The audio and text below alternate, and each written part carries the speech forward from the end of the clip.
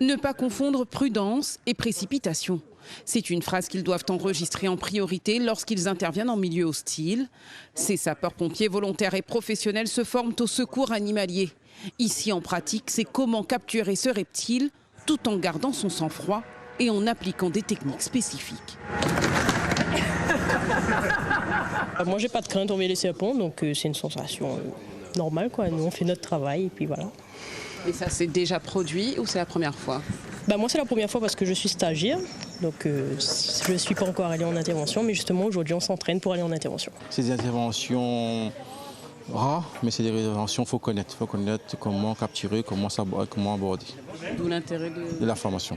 D'où l'intérêt de la formation mise en place actuellement par le SDIS, surtout pour l'équipe SINDO, améliorer la formation, améliorer nos compétences sur le terrain pour pouvoir intervenir, faire face à différents dangers. Ils sont 15 maîtres chiens à se spécialiser dans ce domaine aux côtés de ce formateur qui leur explique comment travailler en sécurité en présence d'animaux qui sortent de l'ordinaire.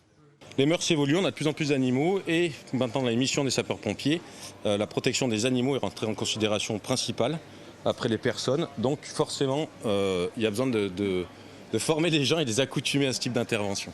Des animaux qui tombent dans les ravines ou encore récupérer des serpents chez les particuliers. Cela représente une 60aine d'interventions par an pour les pompiers du SDIS. C'est donc une formation essentielle aujourd'hui pour nos pompiers réunionnais qui doivent être mobilisables dans n'importe quelle situation.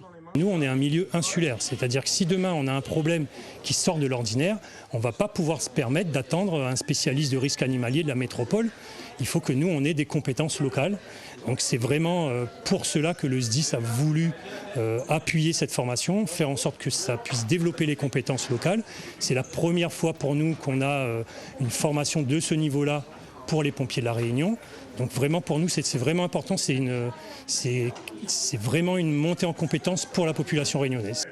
Durant 5 jours, ils seront en immersion dans des fermes de l'île et des parcs animaliers pour apprendre ces gestes indispensables et nécessaires à la protection des animaux et de la population.